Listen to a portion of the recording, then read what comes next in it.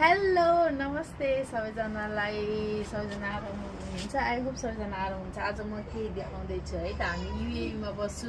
हजुरहरूलाई थाहा होला, हेर्नुहोस् यहाँ युएईमा बस्दाखेरि पनि हाम्रो दिदीले यहाँको ग्रिन देख्नु भएको छ। अब पर्खिनुहोस्, अझै देखाउने बाँकी छ है त। गाइज म फेरि आएँ, फेरि अर्को थोक देखाउनलाई। ल हेर्नुहोस्, यहाँ करेलाको बोट यहाँ फलिरहेछ, यो चाहिँ आज खानु पर्यो कि, त्यही भएर म टिप्छु गाइज। ल हेर्नुहोस् यहाँ करेला।